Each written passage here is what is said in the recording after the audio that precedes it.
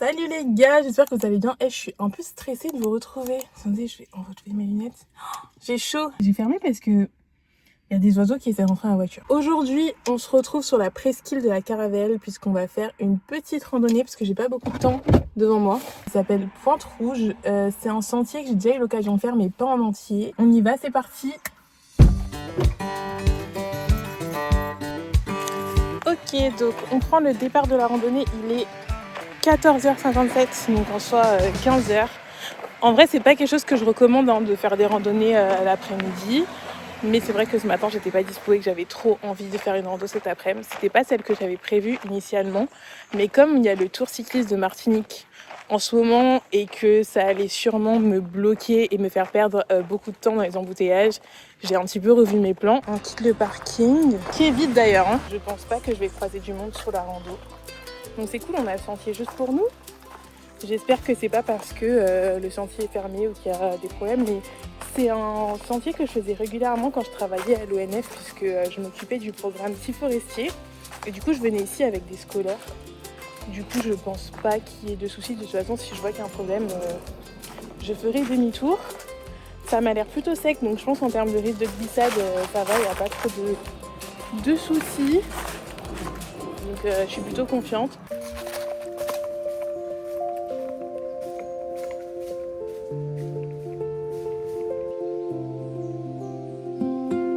Oh, regardez, un gommier rouge. Et en fait, on l'appelle aussi l'arbre du voyageur parce qu'il pèle. Et en général, les touristes, ils prennent des coups de soleil. Donc c'est aussi pour ça. C'est assez particulier parce que c'est tout recouvert de feuilles. D'ailleurs, des feuilles de résinier grande feuille. C'est la première fois que je viens sur ce sentier hors période scolaire, c'est-à-dire en juillet. Même si c'est un sentier que j'ai fait plusieurs fois, là je le vois différemment avec de nouvelles couleurs.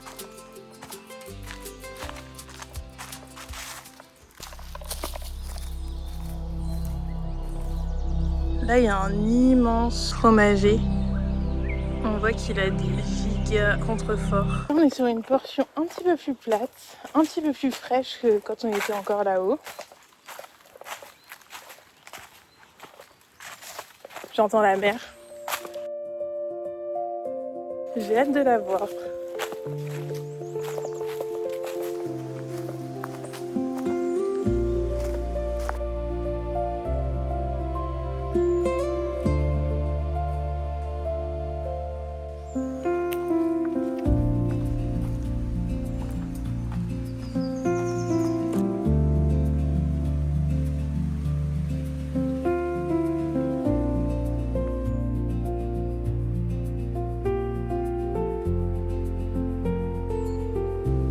Franchement, je me rappelais pas du tout qu'on passait par là.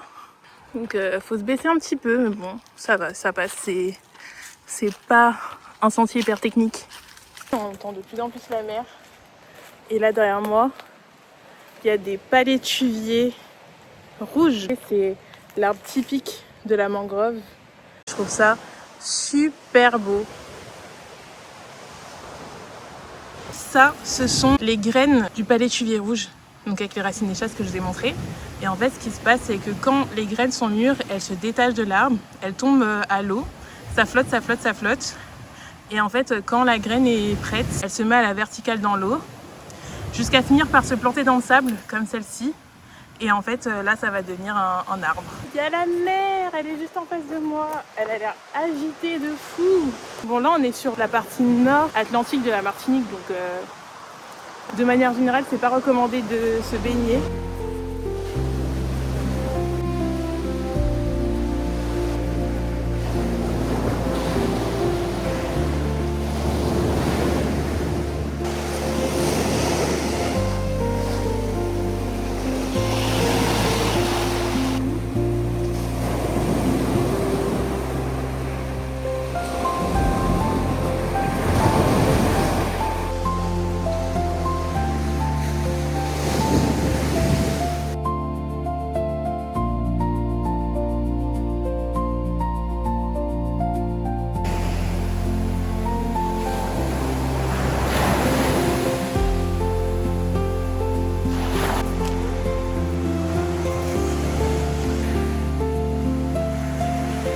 est trop important. Si vous passez en Arctique et que vous voyez des arbres marqués en rouge comme ça veut dire que ce sont des mancenilliers et ce sont des arbres hyper dangereux pour l'homme parce qu'en fait quand il pleut, il dégage un truc toxique qui génère des brûlures sur la peau, ça brûle les yeux, ça brûle tout. Donc en fait, il faut éviter de toucher cet arbre et surtout s'il pleut, ne pas du tout s'abriter en dessous. Quand on va à la plage, on évite de mettre ses affaires sous cet arbre. Ces feuilles aussi sont assez reconnaissables, ça fait des petits cœurs. Le temps se couvre un petit peu. Alors je suis équipée pour me protéger de la pluie, mais déjà j'aimerais bien me dégager du dessous des mancenilliers là en cas de pluie. Là j'ai fait la partie de la rando que je connais. Donc maintenant on va voir si j'arrive à comprendre où se trouve la suite. Et si c'est pas le cas, je ferai demi-tour.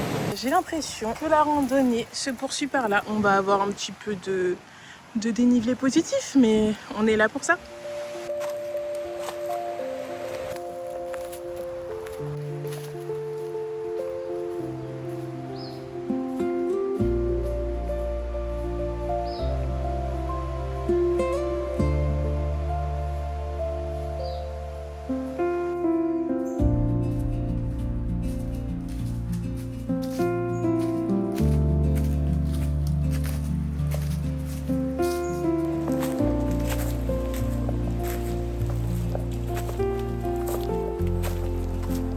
Je vais pas vous mentir, je suis pas toujours hyper assurée d'être en randonnée seule.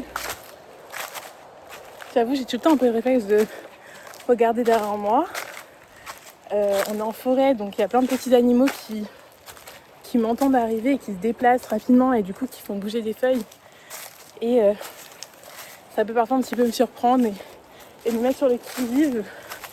Mais je me dis qu'il vaut mieux que je sois un peu plus alerte pour me protéger en cas de problème plutôt qu'en totale insouciance. Oula, j'ai arrêté de vous parler parce que là ça grimpe derrière moi. Je vais pas avoir le cardio de vous parler en même temps, mais je suis un petit peu stressée qu'il m'arrive quelque chose. Ça m'empêche pas de profiter quand même du moment. Limite, ce qui m'empêche le plus, c'est de me dire « Oh, ça c'est beau, faut que je le vlog. Oh tiens, faudrait que tu te dises un truc parce que là, ça fait longtemps que t'as pas fait de plan où tu parles. » Donc voilà, c'est plus ça qui me prend la tête. Ouf, j'ai plus de souffle. Allez, je reprends après. Il y a des petits truffes là-bas. Je vais pas trop m'approcher parce que franchement, j'ai pas envie d'agacer les abeilles. Le sentier est trop mignon. Ok, donc de ce que je vois là, on est ici. Et on est à la moitié puisqu'on est... Attends. Pas du tout. Qu'est-ce que je vous raconte? Je crois être partie de là, avoir fait ça, et être ici maintenant. Donc on va retourner au parking là. Et je pense que je vais revenir faire ça. Il est trop tard pour que je fasse tout ça, mais un jour où j'aurai plus de temps, je ferai la grosse boucle rouge. Comme vous pouvez le voir, je fais vraiment pas de très longues randonnées parce que je suis toute seule. Souvent parce que je les fais en fin de journée et que j'ai pas forcément le temps et qu'il est hors de question que je fasse une randonnée seule dans la nuit. Je suis encore en train d'apprendre et de tester mes capacités et je trouve que de faire des petites boucles comme ça me permet de tester sans me mettre trop de pression. Et puis je pense qu'avec le temps, je m'embarquerai dans des randonnées un petit peu plus longues et un petit peu plus techniques. Je sens qu'on est vraiment pas loin du parking parce que là j'entends les voitures.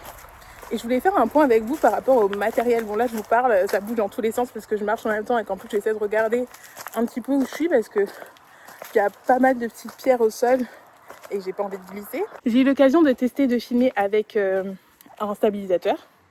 J'ai eu l'occasion de tester avec un trépied beaucoup plus simple. Ma conclusion, c'est que je préfère filmer avec le trépied plus simple que j'ai acheté à moins de 10 € plutôt qu'avec le stabilisateur. Bonne nouvelle, il y a des micros qui arrivent, vous allez vraiment bien m'entendre. Je m'équipe tout doucement pour vous faire des vidéos de plus en plus qualitatives, donc n'hésitez pas à me dire ce que vous en pensez.